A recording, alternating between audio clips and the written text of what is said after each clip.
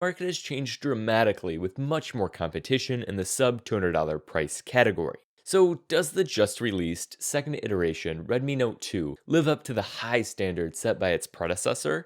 This is Bailey Stein with Android Authority, and this is my full review of the Xiaomi.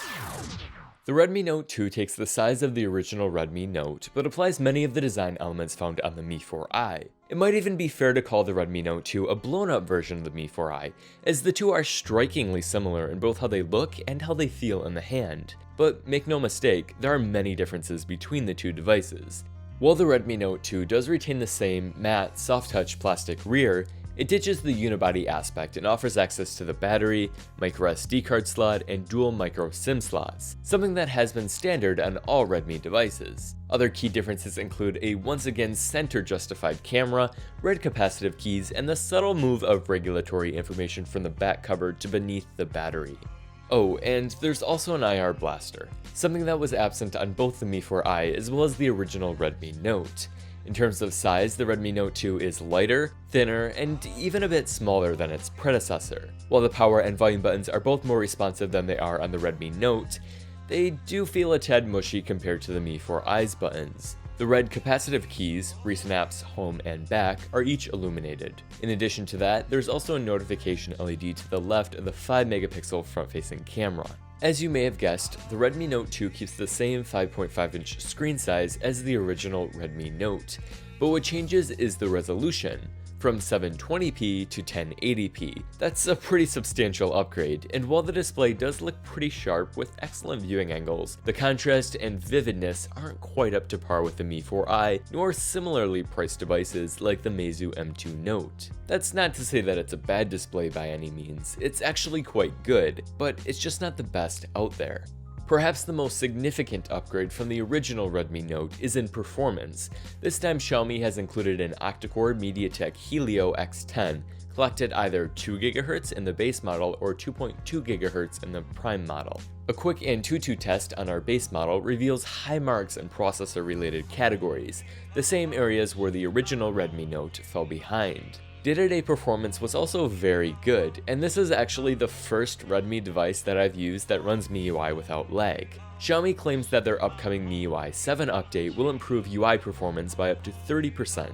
While there is 2 GB of RAM, do keep in mind that MIUI is a fairly memory-hungry skin, so you'll only be left with about 1 GB on boot. Gaming performance on the Redmi Note 2 was about average for the price, with the PowerVR G6200. I did notice some lag in games like Asphalt 8, even on medium settings, which is a tad disappointing. I also noticed that the phone tended to heat up while playing games, but the heat never made the phone uncomfortable to hold.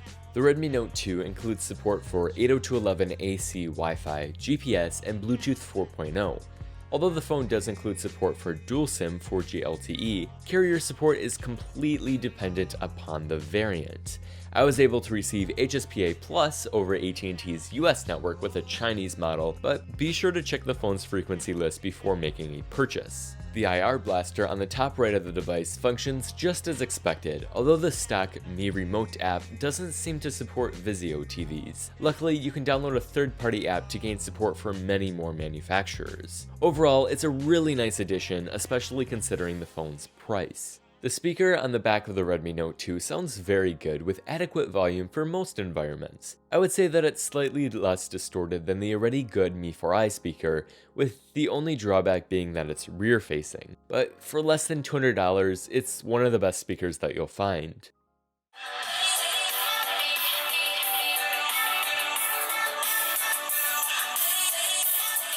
Unfortunately, battery life on the Redmi Note 2 was not as good as I'd expected. In my testing, with Wi-Fi on for about 70% of the day and screen brightness set to auto, the phone was never able to exceed 4 hours of screen on time. I started each day at 6:30 a.m. and was able to get an average of about 3.5 hours when using the phone for 12 hours or less. However, when I toned down my usage so that I could use the phone for about 15 hours, I was only able to get about 2 hours and 15 minutes of screen on time.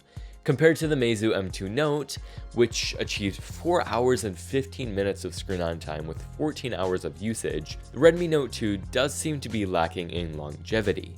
There does appear to be some significant battery drain during phone idle, and I'm speculating that this, combined with the high usage by the display, is what's killing the 3060 mAh user replaceable battery. It's still too early to tell whether this issue affects the Chinese model exclusively, but I'm hoping that Xiaomi can resolve these battery issues before releasing the global variant.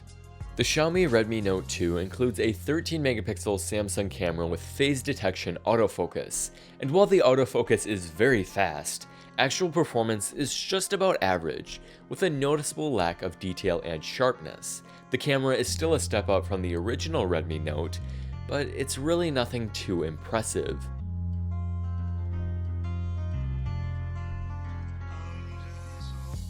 Xiaomi's standard camera app offers quick and easy controls, as well as many different camera modes.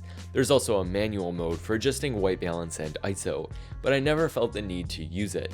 The Redmi Note 2 is shipping with MIUI V6 over Android 5.0.2 Lollipop, with the promise of a MIUI 7 update very soon.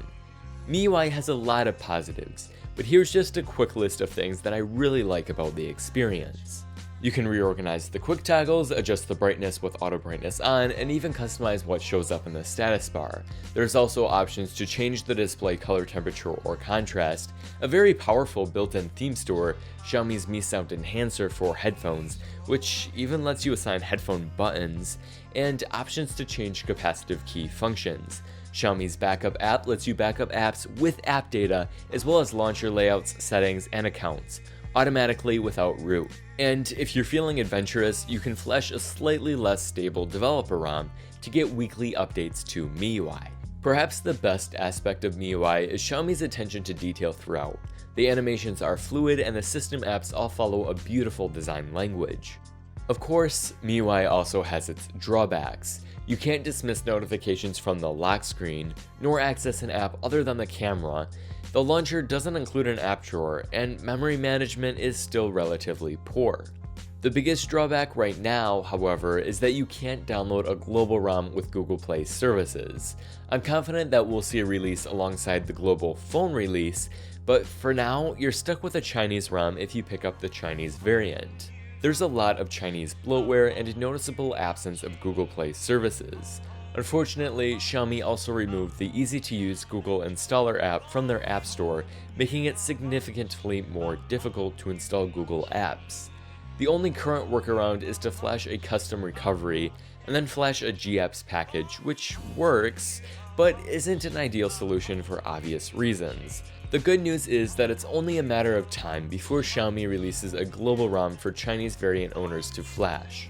It's also important to note that if you purchase the device officially instead of importing it, you won't have to worry about this as your device will include Google Play services out of the box. You can purchase an FDD-LTE equipped Xiaomi Redmi Note 2 in China for 900 renminbi for the base model or 1000 renminbi for the Prime model, or $140 and $156 respectively. A global edition of this phone will be launching in various international markets very soon, which will include Google Play services and cost less than having to import a Chinese variant. You can also purchase this phone in either white, black, yellow, blue, or pink. The base model will include 16 GB of internal storage, while the Prime model will include 32 GB. You can expand the storage, however, with a microSD card up to 32 GB.